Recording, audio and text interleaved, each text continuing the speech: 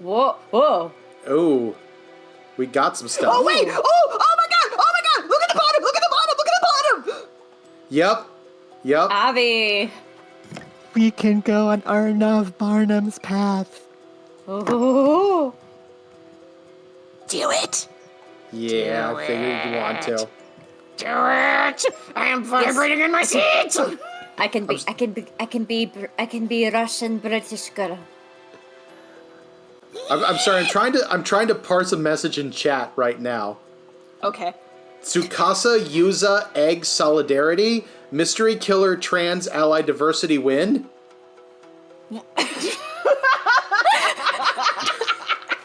I feel like I missed the joke, but you guys clearly got it. Read it one more time, because I'm trying to rap it. Okay. I have a pretty good idea, but go ahead. Yeah. Go ahead one more time. Tsukasa Yuza Egg Solidarity Mystery Killer Trans Ally Diversity Win. Okay. Oh, thank you, chat. Egg is a non-out trans person. Okay. Yeah.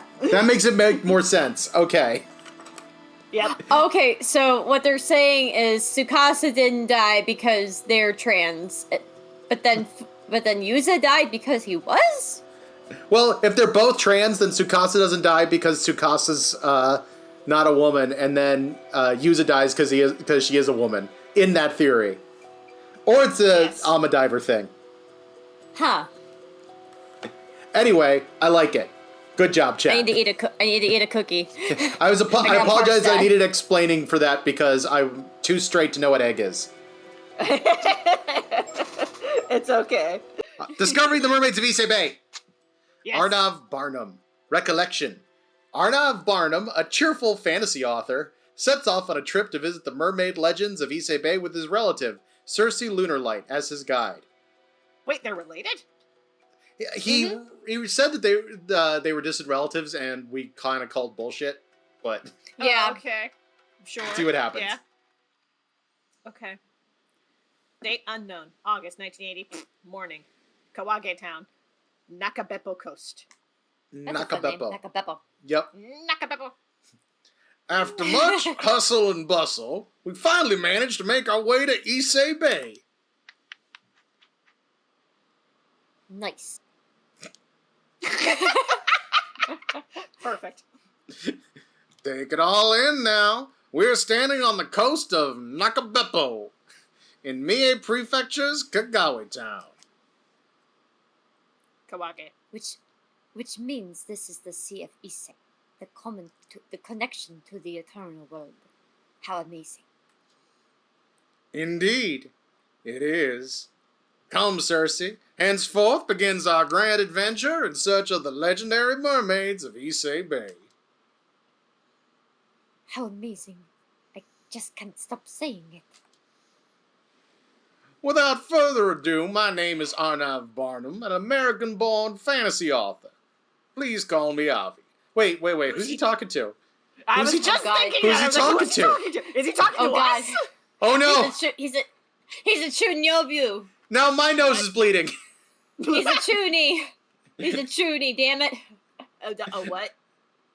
A Chuny, it's short for Chunyobu. It's like, it refers to a phase that some kids in Japan go through where they're like, they want to make themselves stand out from the rest of the group, so they're like, oh, well, I am a normal high schooler now, but in my past life, I was a fallen angel, or basically, Yeah. They're goth so phase. It's the goth phase. Or Exactly. like they're, oh yes, I was chosen to be the right-hand man of Slender Man, or whatever. Yeah, kind of, but a lot less harmful. Okay. Like, most people who are Chuny grow out of it by the time they hit, like, high school. Okay. But, I'm trying to think of, like, a classic anime character. So, in Danganronpa, the character Gundam Tanaka is a Chuny. Okay.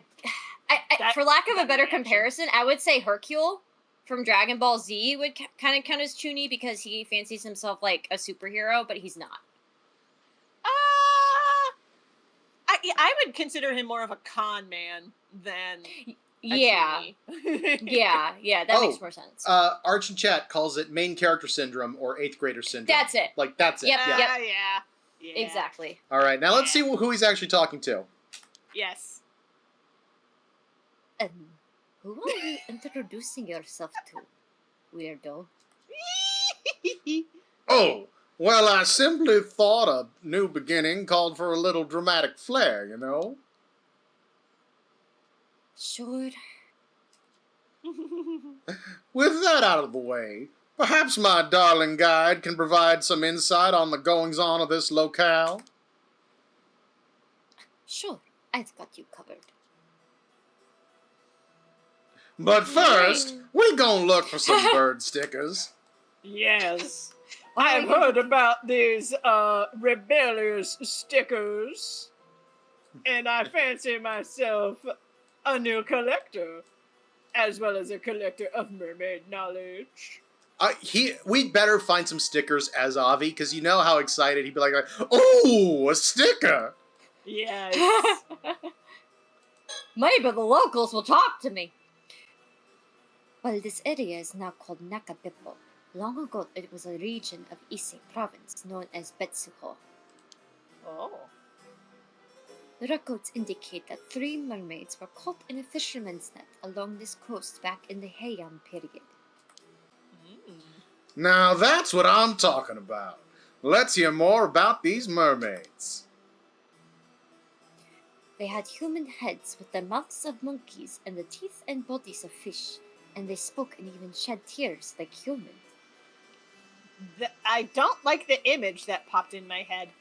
Yeah, bad. Very bad. Yeah, Very bad. nope, not liking that. Nope. Could these be the fish mermaids you mentioned before, Abby? Indubitably. Yes, this must be the place. I'm getting goosebumps. Right? I feel the same way. This is so exciting. Ooh. Files updated. I got this one. Betsuho. Okay. Betsuho is the old name for the area now known as Nakabepo, Kawage Town in the Yage district, so named during the events of this story. It has since been merged with Tsu City of Mie Prefecture.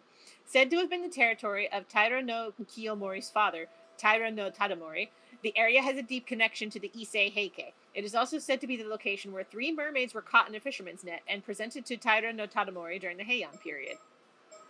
I just had a cursed thought. Okay. What if mermaid are like blobfish? Like, they're really pretty when they're down. They're like... like, they would be gorgeous in the proper depth. Like, they would be gorgeous. But then they come up to the surface when they go to die, and they turn into, like, the freak ocean. Oh my god. Oh my god. So like... Oh my god, I'm picturing it. Oh my god. I'm picturing it. I love it. Brilliant. I love it so much. Fuck. I need it now. God. I need it. You know the other possibility, the true outcome for all of this is What? that it turns out that the mermaids are literally just the creator from Wadanohara. No!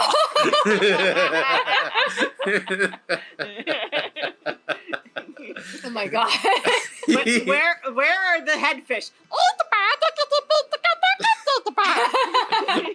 Wait, no, I've got it. All the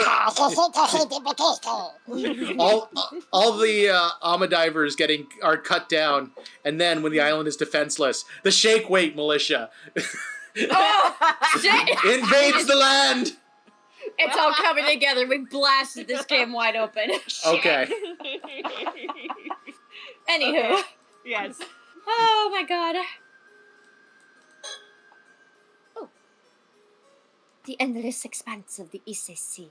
The eternal world may lie just beyond this horizon. After all, Ise province is the land whither repair the waves from the eternal world. The eternal world is purported to be a perpetual paradise, a separate plane from the world we live in, yes? Could it be that mermaids hail from such a place? Nope. Alright. That's checked out. Think Come on, Oh, I brain, can think. of things. Avi has never had a thought cross his mind. We've come all this way to a distant foreign land seeking mermaids. Of course, I have my own reasons for trying to locate the mythical creatures. Why was that in yellow, sir? But for now, Really, I want to fuck a fish. But mind your own beeswax.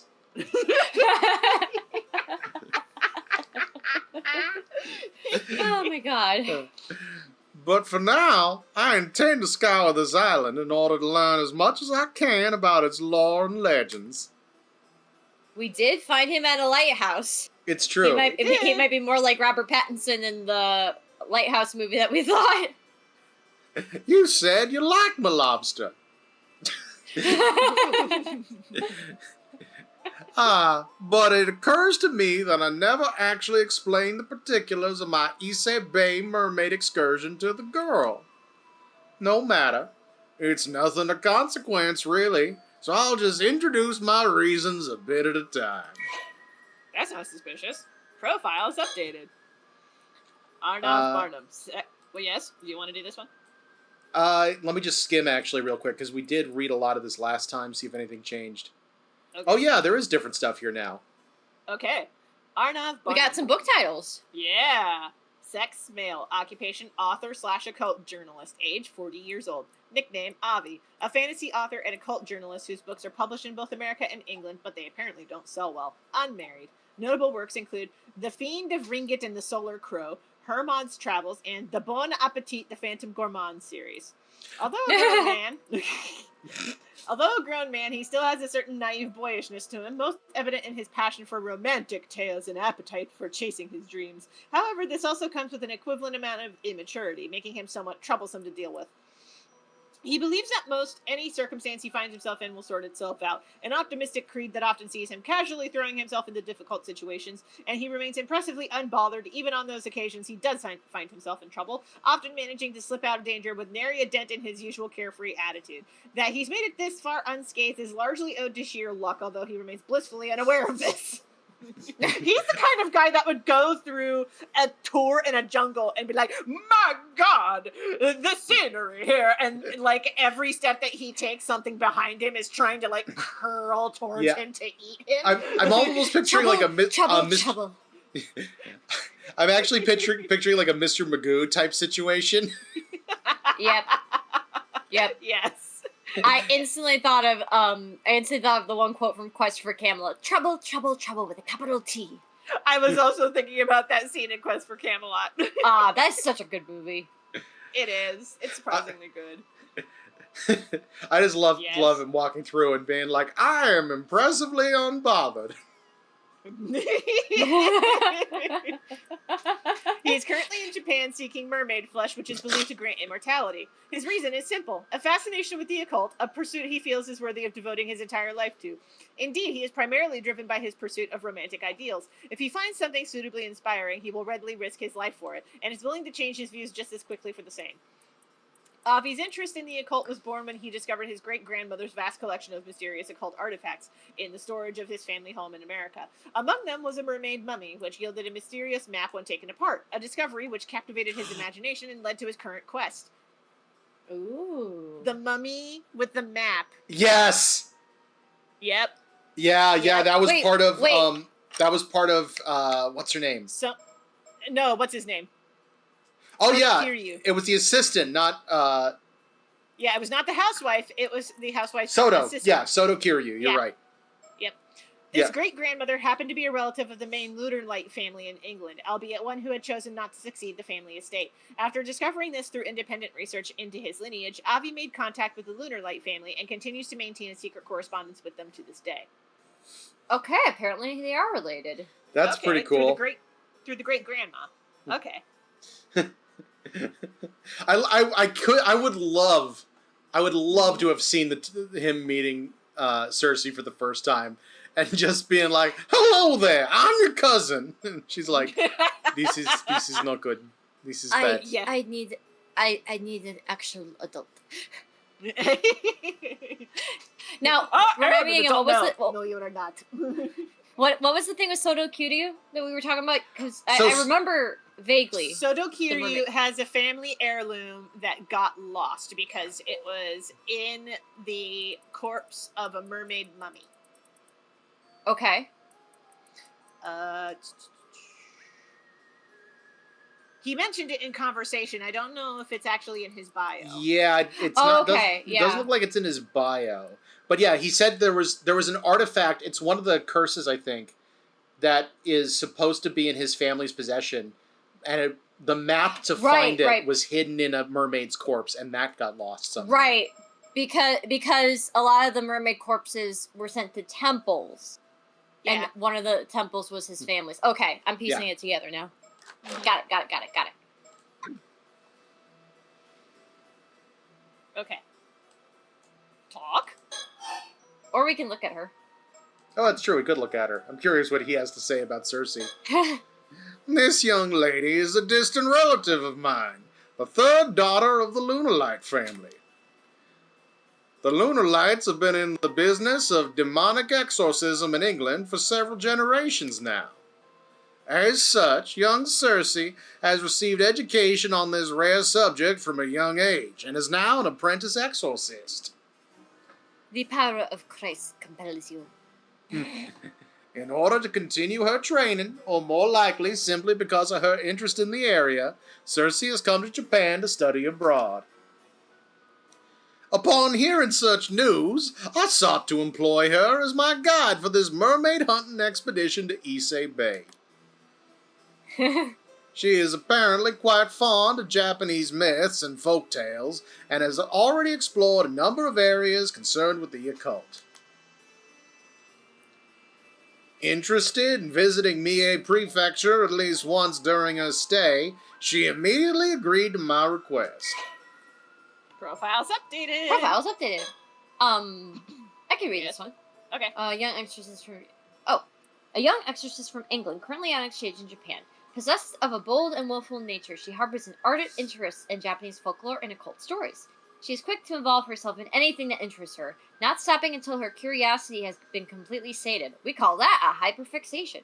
Although we call she can that be fairly ADHD, blunt. yeah. Although she can be fairly blunt, she shows a naivete appropriate to her age around those she's comfortable with, and is not above the occasional prank. Cersei is the third daughter of Sierra Lunarlight, the current head of the matrilineal Lunarlight family, a long line of exorcists based in England. Along with her two older sisters, she has received a specialized education in exorcism ever since she was a child, and is currently in training as an apprentice. As the beings known as demons in the West ultimately share the same root cause as harmful supernatural phenomena in the East, spirits of the dead, strong thoughts, and curses, what she does as an exorcist is fundamentally the same as what Japanese psychics do, with only the methods and terminology differing. Primary spiritual abilities. Guardian spirits. The ability to call upon the numerous guardian spirits of the Lunarlight family and invoke their powers to exorcise spirits and negate certain psychic abilities. So, stance. Got it. Yeah. Shikigami. The ability to turn a piece of paper with an individual's name written on it into a butterfly. Oh, a butterfly, Bentley. Which will return to the individual in question. Although she does not have to be the one who wrote the name, it must be Cersei who casts the spell on the paper. Dowsing. The ability to use a pendulum to search for a target based on what the user can sense of their spiritual power. The effective distance of the spell depends on the strength of the target's spiritual power. Whew, that's a lot. Although she is supposed to be in the care of the Paranormal Affairs Bureau, a confidential Japanese institute, during her time in Japan, Cersei has been spending more time traveling around the country sightseeing than working through her training curriculum. Supervisor in charge of her training has all but given up on trying to manage her as a result. Mia would never. Clearly it's not her. Resolving to keep an eye on her but otherwise not interfere. As such, she's afforded a relatively high level of freedom. Cersei is an ardent fan of Mio Kurususu, a girl with potent spirit sense and her senior in the industry in Japan. She harbors both strong admiration and strong feelings of rivalry towards her in equal measure, and it's not uncommon for her to end up a babbling mess when the topic turns to the other girl. Oh my god. Oh no. This better happen in the game. I really hope She treasures the photograph she had taken with Mio upon first meeting her in Tokyo and keeps it with her at all times. That's cute. Oh my god, honey. She's taken, honey. I'm so sorry. Back Oh my off, God. bitch. Do you want to how do they say? Do you want to fucking go? In Soviet Russia / England, I will kick your ass. And then I will very politely tell you to get off my island.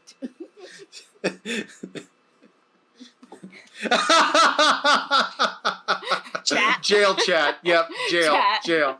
What did they say? What did they say? You know what? I'm calling you out by name. Ariane said, Mio has 2 hands. She does. That's true, but She one has to does. hold the gun.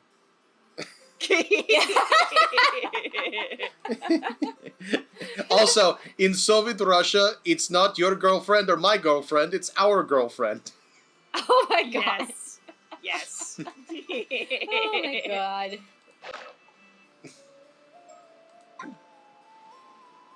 Oh my gosh, yes. I can still look Okay. at her.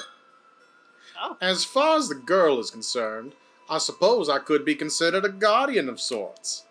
You are s- not. Technically, I'm your guardian.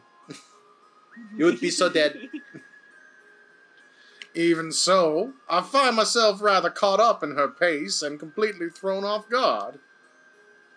If anyone should be shaking things up around here, it ought to be me. Okay, we have now checked off everything. Yes. Looking at her. Talk about this place. Kawage Town might be located right next to Mie Prefecture's modern capital, Seoul City, but there is something you have to keep in mind. This was also the birthplace of the Heike, a branch of the Heian period's preeminent Taira clan. If you're going to talk about Ise province, then you absolutely have to mention the Heike. I do have a passing understanding of the topic. The Heike took part in the Genpei War, correct? That's right. That was the war in the Heian period where 2 great samurai families, the Minamoto and the Taira, locked horns and really got into it. Among the Heike, Taira no Kiyomori was a particularly famous figure who appears in many creative works concerning the event. Okay. His father, Taira no Tadamori, was the one responsible for securing the Heike's high social standing. Look at my fancy hat. So, Tadamori was Kiyomori's father, right? With names like that, how can anyone hope to keep them straight? Fucking tell me about it. That's history for you. I'm afraid you just have to memorize them. I suppose you're right about that. Then memorize them I shall. Apparently, Tadamori was born in Sioux City in a place called Ubushima. Ah, so that's why they call this area the birthplace of the Heike. Files updated. We're getting so much. Okay, Sioux City. A city located in the center of the Ise Plain, in the capital of Mie Prefecture. Previously known as Anotsu, Sioux City has served as a port town since the Heian period, after which it continued to flourish as an important port city for Japan. Sioux City is also known as the birthplace of the Heike. The Ubashina area in its suburbs is said to be where Taira no Kiyomori's father, Taira no Tadamori, was born.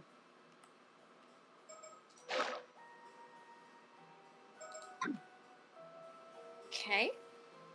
We're getting so many lore drops. Ooh. Oh, damn. Okay, We got more stuff, but we haven't cleared talk about this place yet. that's true. Boop. Alright. Get your finger out of my nose. But let's also talk about the Heike, because I'm noticing in this game that if we try to stick to one topic, then the scene will like prematurely end and we won't be able to address the other topics. Right. That's true. I've put together an assortment of files concerning the Heike. So feel free to give them a look if you're interested. Goddamn nerd. You have my heartfelt gratitude. Files updated. Taira no Tadamori. I'm not reading that fine print. I gotcha. Okay. Yoshitora Utagawa, The Exemplary Warrior, Taira no Tadamori, adapted from the National Diet Library of Japan official website. Those pants. Taira no Tadamori, the father of... Sorry, you said that I Yes. needed to see the pants. Yeah, they're magnificent. Each one is its own separate droopy ball sack on my feet. It looks like a tent! Okay. Taira no Tadamori, the father of Taira no Kiyomori, an influential figure of the Heian period, was the man responsible for solidifying the social standing of the Issei Taira clan, and was notable for being the first samurai permitted to enter the imperial court. Ooh. Entering the imperial court meant being granted access to the Tenjo no Ma, a chamber where those who directly served the emperor performed their official duties. In an era where the warrior class was still considered of low status, a samurai rising to the level of court official was unprecedented. The Issei Taira clan went on to extend its influence across various provinces, with the vast wealth it gained through trade, with the Song dynasty of China solidifying its foundation. This significant influence was later inherited by his son Kiyomori.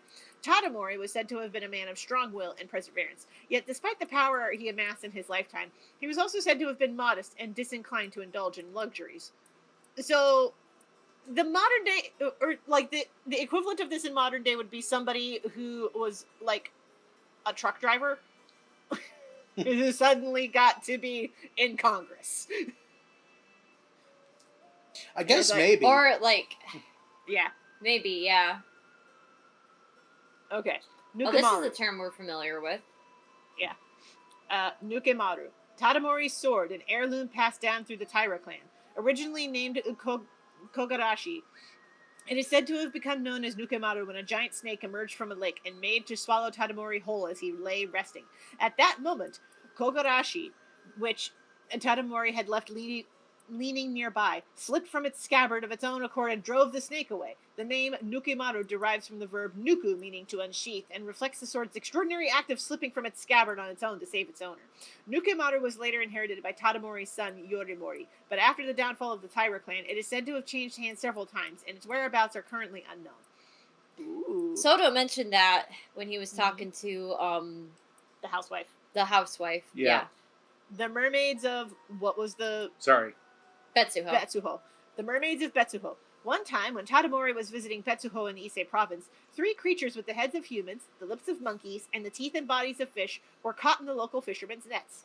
Dubbing these creatures Ningyo, the original Japanese word for mermaids, the fishermen put 2 of them in a box that had washed up with them and presented them to Tadamori. However, Tadamori was unnerved by their appearance and refused to accept them. It is said that the remaining mermaid was cut up and eaten by the fishermen, who found them to be delicious. Well, shit! Damn, sucks to be that one. Well, the Japanese do love their sushi. Well, I think we found a couple of immortals. Yep.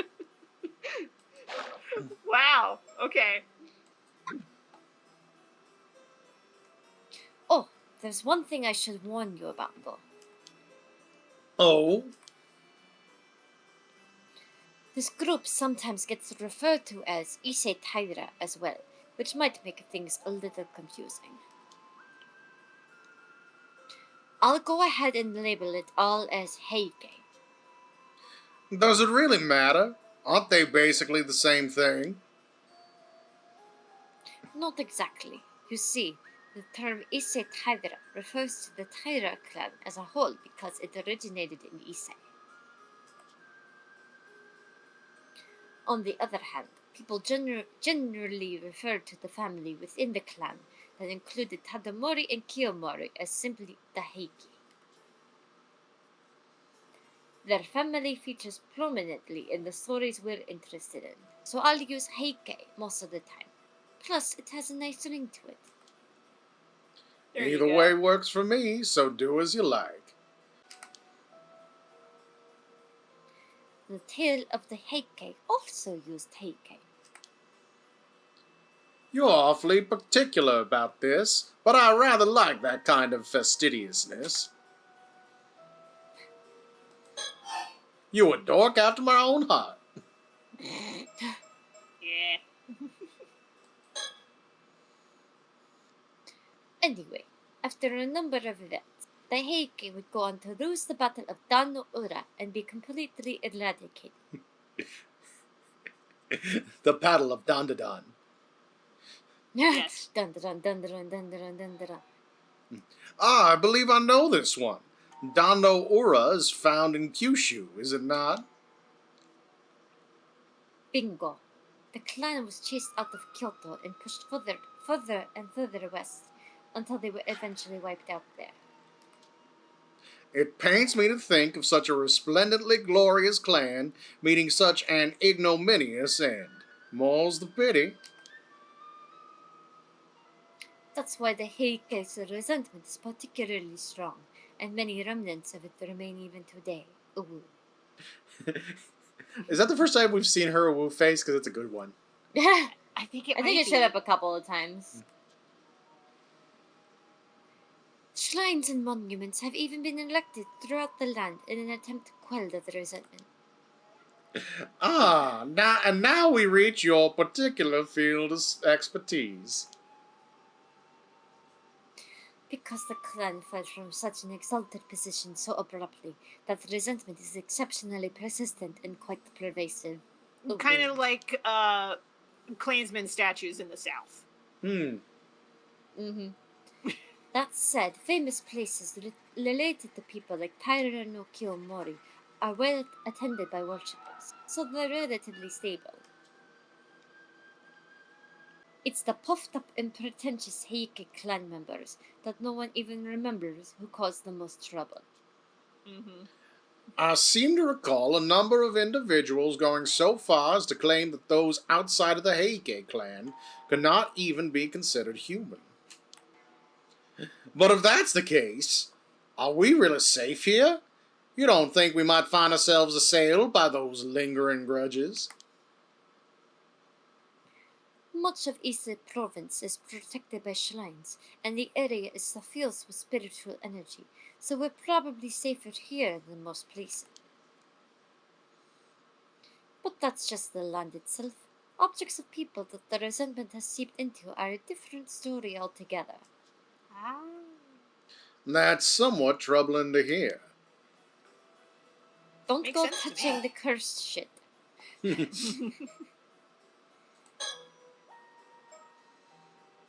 Well, either way you look at it, this region is still home to many places and things associated with the Heike. Alright. Nope, that wraps it up. Woohoo! Alright, let's talk about them blobfish mermaids. Yes. And that's a funny way to read Betsuho. Can we get back to those mermaids you mentioned? What became of the three that were caught in the fishing nets? At the time, the lord of this area was Tyler no Tadamori. You didn't already forget him, did you? Forget who? God damn it.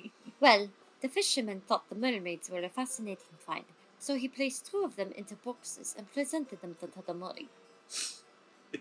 She looks really cute with this sprite. Can you imagine just like someone sends you a box and you're like, oh, a gift for me. What's in here? What the fuck? Yeah. It also took me a minute to place this. I was distracted by her right hand. I'm like, what is up with her fingers? And I realized, oh, she's twirling a lock of hair. Oh yeah, she is. Yep. And it's just blocked by the text. Yep. Yeah. Yep.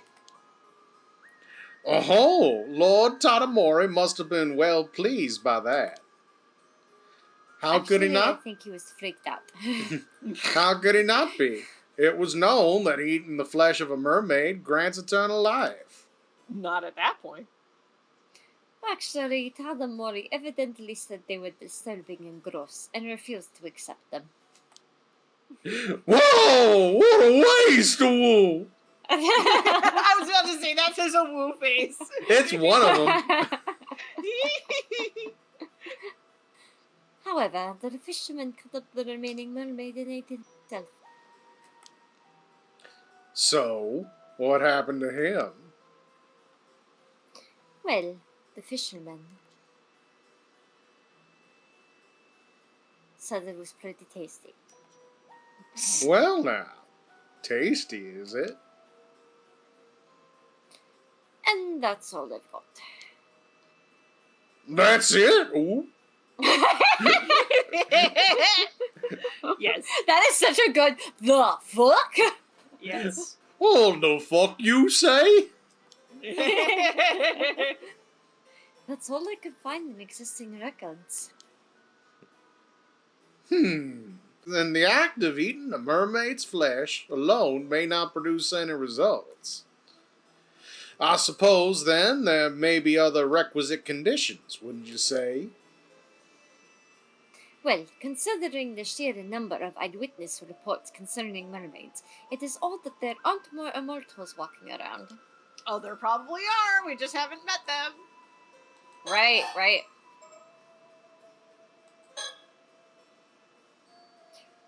There don't seem to be any records about what happened to the mermaids that Tadamori refused to accept. I suppose it's possible someone in the Heike clan snuck off with them. Now that's a hypothesis I can get behind. Alright. This is the Metropolitan Center of Mie, and a locus of historical events. I guess that makes it the perfect place to start a new journey.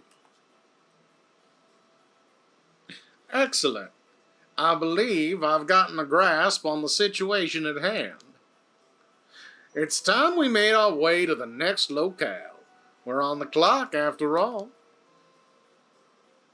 Let's get to it. Move. Oh! That's an option now. Yeah, we can move. Yeah. Any talks have changed now. Think real quick before we move. Yeah. But then, would such mermaids be so easily trapped by simple fishing nets? Yes, these are mermaids with no hands. Yeah. I'd thought them more cunning than that. But perhaps these fish mermaids are in fact nothing more than simple sea creatures. Alright. Let us move. Look, I can't help myself. I don't have any hands to get out of this stupid net. Hi, Sailor, you want to give me a hand with your big, strong arms? And your nice, opposable thumbs? I wish I had thumbs. I'll suck your dick if you get me out of this net, please, for God's sake. I'll suck your dick. With a full mouth of fish teeth. Oh, God. With a full monkey mouth of fish teeth. Yeah. Oh, God. Yes. I hate it. Get me out. I'm leaving. I'm out. I need to leave. Quick, Goodbye. Go to Anno Town. Is it possible? Is it possible? Did we somehow out horny Chloe? That wasn't even horny. That was just gross. It was horrible. All right. Oh, good lord. Anyway, date unknown, August 1980 morning. I'm Anno Town, going to walk into Kusawa. the street. I'm so glad I that I pray started something that hits trend. me. Well, it would seem that we've arrived. And where are we now, Cersei? Cersei, get out of the road. Yeah. This is an area in Anno Town known as Kusawa. Kusawa is quite famous because of the Yarbikuni legend. I'd be surprised if there was anyone who hasn't heard of it. I'm sorry to say, I've never heard of it. Wait, really? I love this face. Face. It's a real good face. It's This- really cute. This is the look of someone who just found out they get to introduce their obsession to somebody new. Yes. How dare you? How dare you call me out like this? I'm just saying, we cast correctly. Have you heard of Yarbikuni? Yeah, that's her. Come now, don't act so shocked. You can't expect me to know every little thing, and besides, I'm not even from this country. The very reason I requested you to be my guide was so you could teach me about things like this. I guess that's true. Okay, I understand. I'll be counting on your explanations. Files updated. Wow. Ano Town. Ano Town is located in the Age district, so named during the events of this story. It has since been merged with Sioux City of Mie Prefecture. Located at the foot of Kyogamine, a mountain with a single 819-meter peak, the land surrounding it is rich in natural splendor, with multiple hot springs welling forth from the earth around it.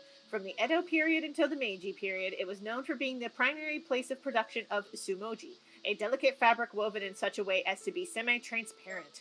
Oh, that's cool. All right, but before that, Let's see if we can Going find us some forward. bird stickers. Oh, we found one! Oh, there it is. right away. Which one did we find? Oh my god. Oh my It's god. Mondo Owada. Oh my god. Look at that hair. No, Chloe, it's Mondo Yes. That is The perfect. name's Mondo Owada. Nice to meet ya. Alright, let's take a Oh my look. god. Which one is this one? He was number 16. Oh my gosh. He was not Little number 16, he was number 18. Blue. Lil, he's oh, number 16. there we go. Yeah. Hey, Lil Blow. Little Blue. Nice I little love Blue. you. Little Blue. Da da da da da da da da da da da da. I just got what you were doing. Yeah. Oh, it's delayed reaction. That's great. See, here's the... Well, now I. Go ahead. I'm looking at him, and my first thought was Chicken Boo from Animaniacs. No, Chloe, I picked up what you were putting down. Yeah, I appreciate it. Yes. Oh. All right. Oh my gosh, yes. We'll read about him But the once it lets us question go back is- to the story thing. Yeah, the question is, where does he fit into the love triangle? It's an excellent question. We'll have to find that out soon. I do believe Any other- that is a bird sticker. All right. Just in I am case not there claiming are that two. Yes. It's like, not it. Puts finger on the side of his nose. It's like, what are you doing? I am the goat of it. Actually, let's be real. Avi climbing the pole is much funnier. Yeah. Ah, the fabled beauty of the serene Japanese countryside. It really is charming. Oh yes, the incessant chirping of locusts combined with unrelenting heat. This is Japanese summer, all right. Yep, that tracks. Why you gotta be a hater? It's fascinating to think that such a peaceful place could be home to profound historical events. He's a hater because they haven't invented coolish yet. Yeah. I'm practically tittering with excitement. Be careful, I'm about to have a nosebleed. I can see that. Let's try to keep a cool head, shall we? On the outside, she's... Let's try to keep a cool head. Why don't we? Oh, a shrine! Look at it! Hang on, can you scroll up when you're looking at the shrine? Those are two fucking tall poles. Yep. Yes. Are they flags? They must put flags on that. Yeah, that's what I'm thinking. You know what it is? Tori.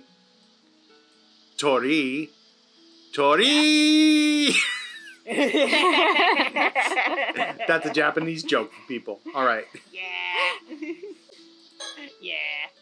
What's down there? Some sort of shrine? This shrine is apparently dedicated to Sugawara no Mishizane. We should go pay our respects before we leave. Okay. Oh wait, can we look at her again? We cannot. Yes. Okay. Oh, okay. Nope. Legend of Yaobikuni. The legend of Yarubikuni originated here in Kusawa, Ano Town. Long, long ago, a 17-year-old girl named Osato lived in this village. How convenient that Sato is also 17. Mm-hmm. She unknowingly ingested the meat of a mermaid that was served during a village gathering and became a mortal. Whoops, I accidentally set out the good mermaid. Hope nobody eats it. Aw, shenanigans. Kelsey, you just Yes. broke my brain pointing out the age thing. Yeah. Because all I Yeah. can think is, how old are you? 17. How long have you been How long 17? have you been 17? Yeah. If she sparkles, we need to leave immediately. Yes. It would be so funny. Also, can I just point out that eating the meat of a mermaid that was served during a village gathering, which implies that there were also other people who unknowingly ingested the meat of a mermaid. So who knows how many other immortals we've got running around here. Yep. It was sashimi roulette. Only one of them was the mermaid. Well, I don't think I got the mermaid, but I think I got the fugu fish. Oh no, I've been poisoned. After subsequently being persecuted by the other villagers, she became a nun and made a pilgrimage around the entire country. At the end of the story, she eventually returned to this village and lived out the rest of her very long life. So you say. Tales told in other parts of the country play out in almost exactly the same fashion. Yeah, I guess that's true. Files updated. We got a Yaobikuni file. The tale of Yaobikuni, a bhikkhuni, fully ordained Buddhist nun, who acquired preternaturally longevity after eating the flesh of a mermaid, can be found in almost every region of Japan. Although the exact details vary greatly between regions, they all share the same fundamental element. A girl who ate mermaid flesh lived for 800 years. The Yaobikuni legend passed down in Mie Prefecture is as follows. Once upon a time, a beautiful girl by the name of Osato lived in Kusawa village. One day, when Osato was 17, the flesh of a mermaid was served at a village gathering. The other villagers, disturbed at the thought of eating such a strange creature, refused to eat it, but Osato unknowingly ate the mermaid's flesh. From that moment on, Osato didn't age a day. Shunned by the other villagers and treated as a monster, she was eventually forced to leave the village. Becoming a nun, Osato traveled the length and breadth of Japan for hundreds of years before eventually returning to Kusawa village, where her long life at last came to an end. Oh my god. Yes. Assuming that Sato is the Yaobikuni. Yeah. Sorry, the door closed very dramatically. That explains why she considers herself a living, breathing encyclopedia. It would. Assuming that it is her. Although it was funny that in the last one, it's like, well, these are subjects I don't really know about. Like, just basic human interaction stuff. Well, think about it. If she had been isolated and or just flat out shunned, she wouldn't know basic human interactions. Probably true. Yeah.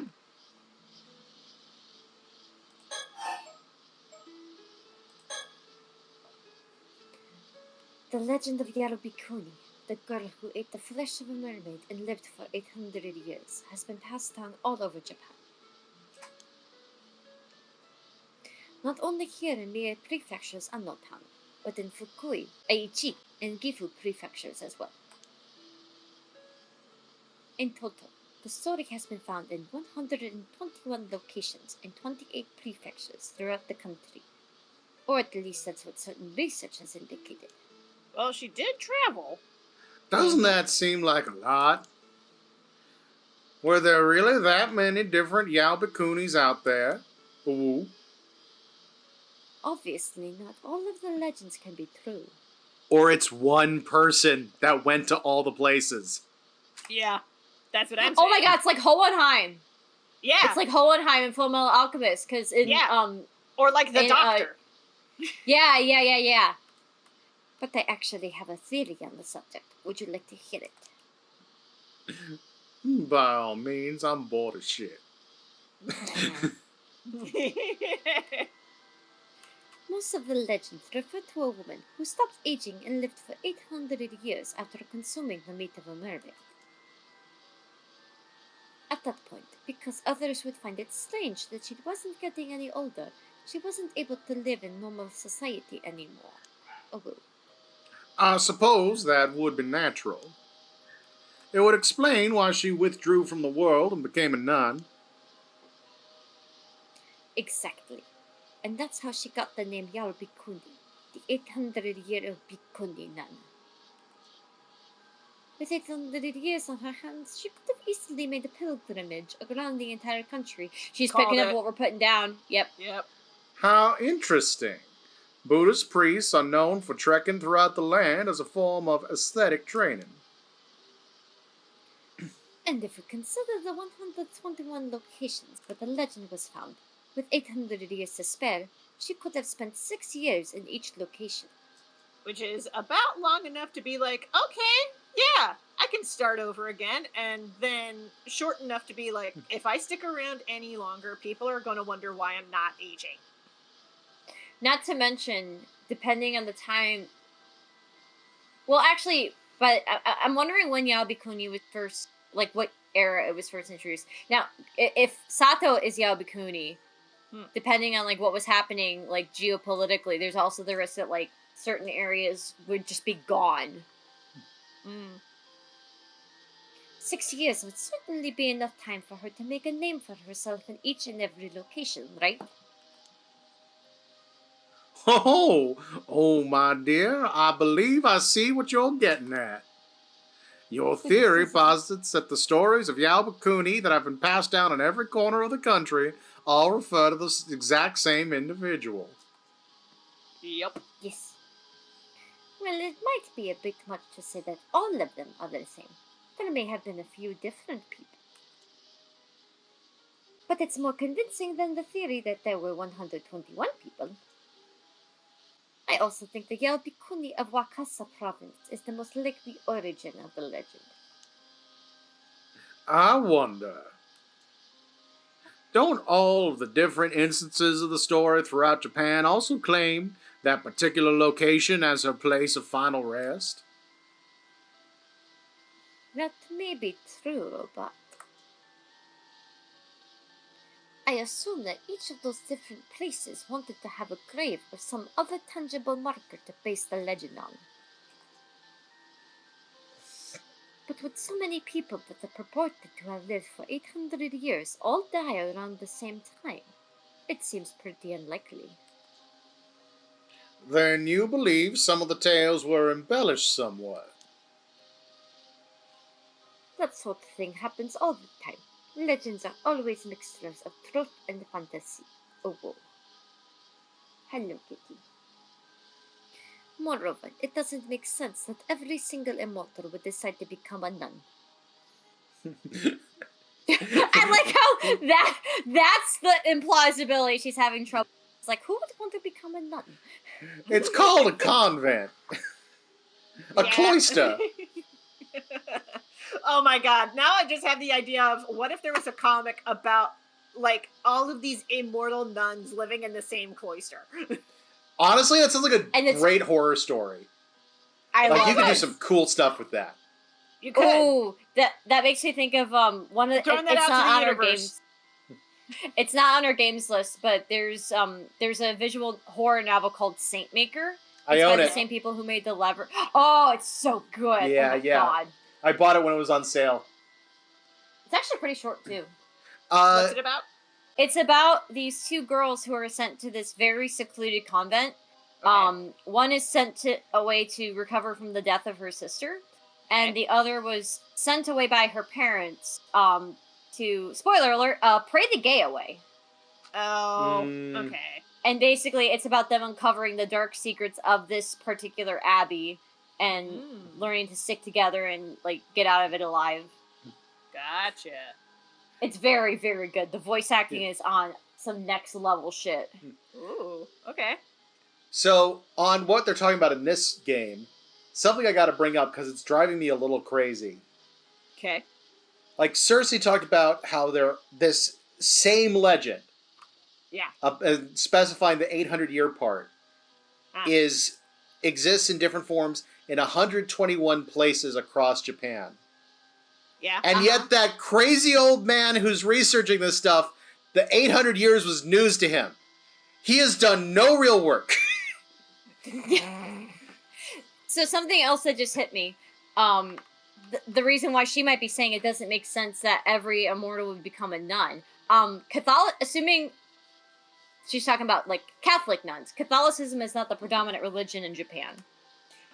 They said it's Bhikkhuni is Buddhist. a Buddhist nun. I feel like the term nun is a little weird here. Yeah. Yeah, I was gonna say, do they have like nuns in Buddhism? I think the implication is it's a female priest, which I don't know if there was. I don't know what the deal is with that in Buddhism, but my guess is that's why they're using the word nun. I think nun is the closest translation that they could get. Okay, that makes sense. Yeah. I But probably there just took it too literally. There are certainly women Buddhist practitioners who would like do nun-like things. Right. Yeah. Yeah. All right, let's see. Okay.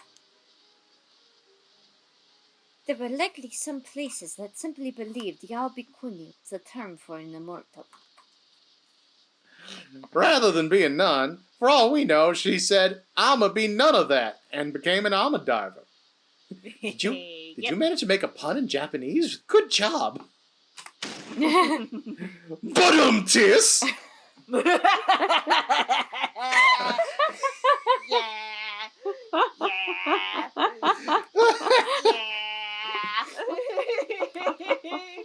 So the last replay video of the last stream, I titled "Ben has a new favorite character," and I was correct. Yep. That's actually pretty insightful. Many legends are based on simple semantic misunderstandings. And yet she hears it straight. Now wait just a minute. I won't stand here and let my dumb joke actually become a salient point of discussion of woo. Oh my god. Faces. Let's slap it then. Oh man. Excellent point brought up in chat. What was the joke in Japanese? That's a good question. I don't know. I bet it was devastating. And there's information in the chat about how a bhikkhuni works. They go to a monastery and study. They shave their heads and go vegan. Similar with Western nuns, live away from society, celibacy and all, live in poverty, and ask for donations from society. Okay. Yeah, that tracks. Yeah. That tracks. That tracks. Yep. But still, if one were to somehow live for 800 years or more, a person that became immortal after the Kamakura period could still be alive today. True. And if so, I'd love to sit them down for a long chat. So something else worth bringing up. Mm-hmm. So, Yao Bhikkhuni goes around and is spreading all these myths. Okay. Yep. And supposedly had, based on what was said, maybe 6 years per place, roughly, and was then able to, and then at the end of that died after 800 years of life. Yeah. I wonder if she spread the 800 years thing and it's bullshit and she's actually immortal. Because she had control over what the myth was. It's also weird that in every single place, all 121, they knew the 800 years thing. How would she know that? So I think maybe she made that up and made sure that part of the myth got spread, so at some point she could just disappear. Ooh, Yeah, maybe. because one of the things that they talked about in the first game was, didn't Samon... I was trying to remember how the Rite of Resurrection got spread about after Samon died, because he was trying to curb it from happening again. He didn't want it to happen again. In the original game, what happened was... spoilers for the original game if you don't want to hear about this.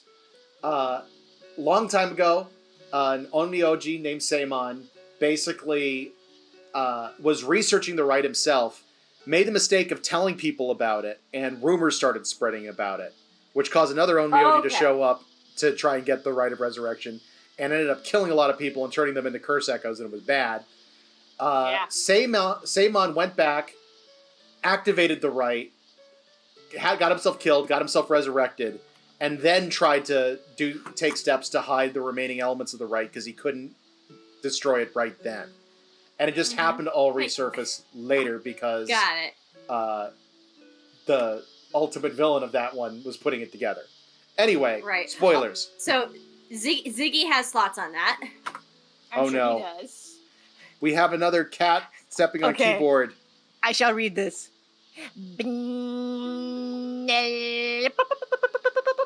See.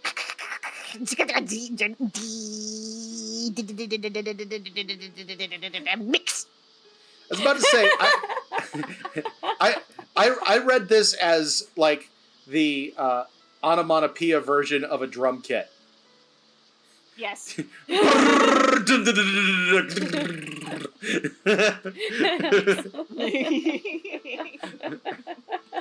I apologize. All right. Goodness. Because All Ziggy is a heathen. Can Kusao's legend of Yaobikuni really be true? There must be falsehoods and fictions mixed into the tale, surely. Who knows? Ise province isn't that far from Wakasa province after all. She may have simply walked there from here. Here from there, whatever. The fact that the stories from each different area are so similar does make me wonder if they didn't get mixed together somehow. Ah, you think the legend may be an amalgamation of stories from various locations. Exactly. But then again...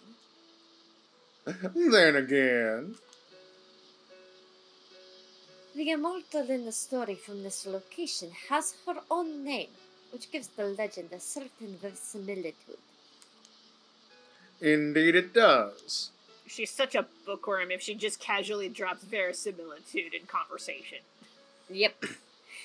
I guess we can assume that the girl with that name really did live here long ago. Then something must have happened to make people believe she had become immortal. It's reasonable to assume her story then got mixed up with various legends of Yaobikuni from around the country before being passed down. Of course, the exact timing of these events is still unclear. Well, that does present an interesting possibility, Wu. She could very well still be living in this village. Wouldn't that be a compelling development?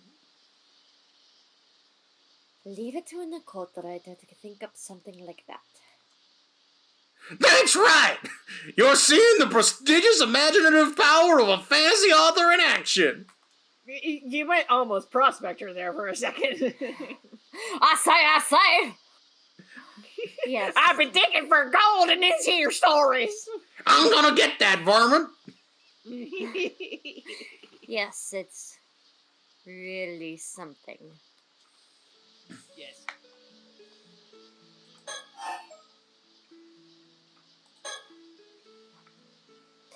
But the fact of the matter is that almost no traces of Yaobikuni remain in this village. Even her grave, which is referred to as Lady Yao's tomb, has never been located. We're gonna find that shit. Yeah. But then, did we come all this way for nothing? This sucks, I'm leaving.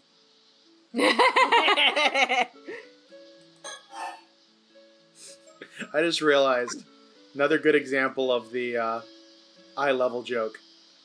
Yeah? This shorty. Yeah. I will bust your kneecaps. Well, it might not have a direct connection, but there is something one should always consider when discussing Ise. The Tales of Ise. Have you heard of it? It's the oldest extant collection of Japanese verse, compiled sometime during the Heian period. Well, this is new. I'm afraid I'm not familiar with it. But I have heard of the Tale of Genji and the Tale of Heike. Is it anything like those? Well, those were also stories written during the Heian period, but that's where the similarities end. Nice try, though. Man, the Heian period be popping off. Well, they sound similar enough anyway, whoa. Don't worry, I'm not an expert on the subject either.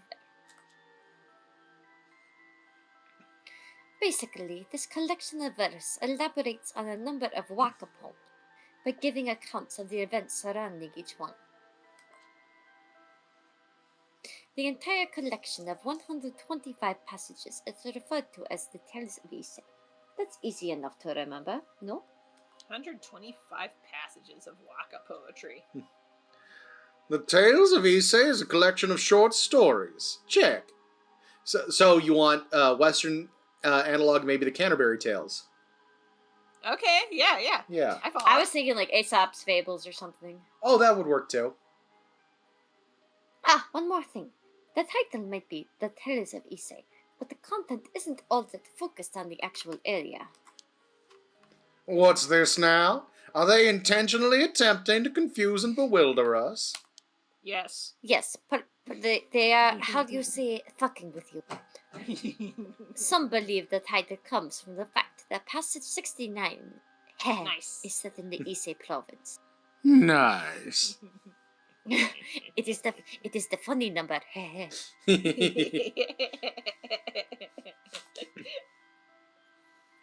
At any rate, I just thought I should bring it up because it does have at least a slight bearing on the topic at hand. If you're keen to learn more, I'll add more detailed information to the file. Why, thank you. I'll be sure to read through them later. Files. Or right updated. now. By which I mean right now. In the middle of the road. Yes. The Tales of Ise, a collection of verse, or monogatari,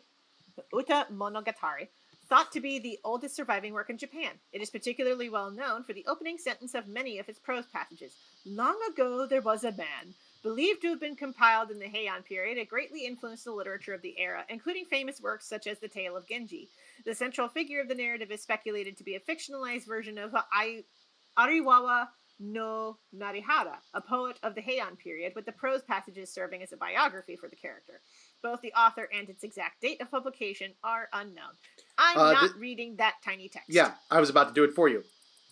It's the Tales of Ise Emaki Scroll, adapted from the Integrated Collections Database of the National Institutes for Cultural Heritage. Wow, they did really good perspective work there. Did they? Hold on. Oh, you're right. Especially for when that would have theoretically been done. Mm-hmm. It's probably before... And the idea of perspective being invented during the Renaissance is such a piece of shit. Anyway. The narrative spans 125 episodes, which vary in length from a few lines to several pages. It covers the life of a man, from his coming of age to his death, and focuses primarily on the protagonist and the people around him, particularly his romantic dalliances with women. Some of its most famous episodes are summarized below. So, okay, episode 1, Uikubori. Yeah, Uikubori. Having come of age, a man sets out on a ceremonial falconry excursion where he catches sight of two beautiful sisters. Infatuated, he cuts off the sleeve of his robe, inscribes a waka poem on it, and sends it to them. Episode 6, Akutagawa. A man, having finally succeeded in stealing away a beautiful noblewoman, flees with her to a warehouse where they take shelter from the rain. However, the man discovers in the morning that she has disappeared, devoured by a demon that inhabited the warehouse. Don't you hate it when that happens? Shit, man! Ain't that just the way? I was also really laughing at just the cuts off the sleeve of his robe, writes a poem, and just sends it to them, and it just says, like, you up. And a drawing of his dick. Yeah. Good lord. It would be the Japanese ancient equivalent of that. Does my dick deceive me? Okay, episode 9. Azuma Kudari. Feeling despondent about his future, A man embarks on a journey to the east with a group of friends. In Mikawa province, he catches sight of some beautiful flowers and reflects on how far his journey has brought him, and recites a poem. As is the way. In Suruga province, he sees snow on the peak of Mount Fuji, contemplates the passage of time, and recites a poem. As you do. In Musashi province, he spots an unfamiliar bird on the shores of the Sumida River, recalls his wife and hometown, and recites a poem. His friends all weep upon hearing the latter, moved by his feelings for his faraway home. So he recites like 3 poems, and his friends are like, dude, you need to calm this shit down. And then on the final poem, his friends are like, my God, man, that's fucking beautiful. Like, you cooked, man! You cooked! These guys are English snaps. majors. They're English majors. Yeah. Yeah. Hey, yo, captained my captain, their ass. Yes. I also Okay, love, so- it's like, this yeah. guy's like, in this poem, it's like, I miss my wife. And up here, it's like, I'm going to kidnap this other woman. Well, she did get eaten, so... That's true. It was not... That woman was not his wife. Okay. Episode 23. Sutsu Iyutsu. Wait, no, I read that wrong. Sutsu Izutsu. There you go. Okay, there we go. Close friends from childhood, a man and a woman exchange poems and are wed. Okay. But when the man prepares to travel to faraway Kawachi province to visit his other lover, motherfucker! Okay. The woman displays no hint of displeasure as she sees him off on his journey.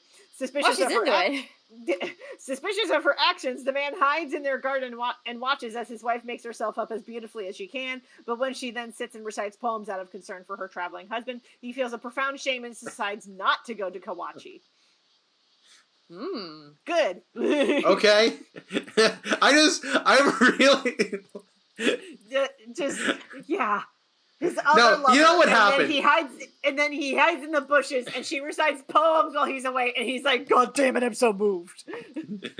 No, you know what happened? She was getting ready for her boyfriend to show up, and then she spotted him and was like, well, shit, now I'm just going to say poetry for a while and not answer the door. Yeah, because all this man knows is poetry. Yeah. By the way, speaking of getting some on the side. Episode 69. Nice. Kari no Tsukai. Finally, a title that's easy to read. Okay. Having been sent to Ise province to hunt game, a man is received with great hospitality by the imperial princess serving as priestess at Ise Shrine. Attracted to each other, the two attempt to meet in secret but can find no opportunity to speak intimately. Although they promise one another to meet the following day, it is not meant to be. The two exchange poems of farewell before the man sets out to continue his journey. Shockingly, Yeah. there was no 69ing. It was just The it was lack just a of lot 69. Well, there's a no, lot the of, reason like, the bread and butter. the reason they couldn't speak intimately is their mouths were both full. Get the fuck They out. can't even meet up with each other to get their mouths full, dude. They're like, okay, 69ing in the bushes, yes, and then something pops up and they're like, God damn it. I like how Ben made that joke and my immediate reaction was get the fuck out. Like just leave. But they can't even meet up and have their mouths full because they keep missing each other. I love how offended you are by this joke, and not because of like anything impropriety, but because of logistics. All right. Chad is also pointing out, if you can write a poem back then, you are just rich, and it's a bunch of rich people praising each other's pretentious writings. Yeah, English majors. Yeah, it is exactly what this I is. know my people when I see them. Episode 95. Hikoboshi. Having fallen in love with a woman who serves in the imperial court, a man finally manages to meet her after patiently waiting for the right moment. However, the two are still separated by a screen.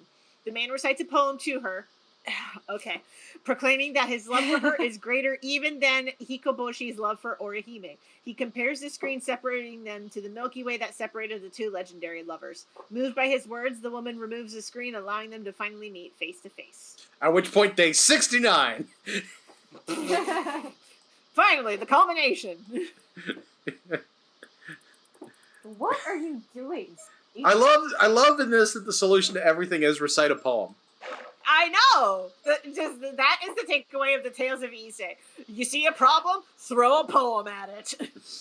I am about to explain everything in the only way I know how. Poetry. Is in verse. Yes, cántale, baby. This fucking Well, game. Okay. I will say, I wonder Yeah. if it's a form that's similar to haiku, where it's just very, very short poetry that's designed to be... Because it was a thing to compose haiku, like, on the fly when you're out in nature and stuff like that. I know that. Yeah. Waka is, in fact, a short verse, because I actually composed wakas as part of a, like, workshop when... Chloe, you know how sometimes the Arts Village back in college would have these, like, fun workshop type things? Yeah. Yeah, there was a workshop where the Arts Village had, like, a Japanese poetry night, and there were some wakas that were available to, like... Oh, cool. Yeah, it was neat. And they were full of nothing but terrible jokes. They could be. Well, no, because as soon as Sorry. you tell the terrible joke, you have to go waka waka waka. I did, in fact, my first waka I ever composed was about the Muppets. Yes, Yeah. my joke is relevant. Yeah. I don't think I have it anymore, but yeah. That broke you? Okay. Knowing that I composed a waka about the Muppets? The combination of it all. Oh, okay. I actually had a moment like earlier with Avi where he's like, "Don't let my stupid joke actually be topical, Salient? Yes. salient." Yeah. Also, sorry, Ziggy is losing his shit in the corner of the room, and I don't know what's up with it. Ziggy didn't think the joke was funny either. He's sitting on the spare chair and he's like flipping around, like clawing the furniture. You crazy? As you do. Send a toy his way. All right. All right. Okay. There's one other thing we can learn from the tales of East. Throw out poetry. Adding the tale of to a book title really classes things up. You should keep it in mind. Yes. It was apparently all the rage during the Heian period. Oh, I couldn't agree more. My next work is certainly going to be a tale of. Well then, I suppose that brings this particular subject to a close. On to the next. No rest for the wicked, I say. Time to tackle the next mermaid myth. Sure.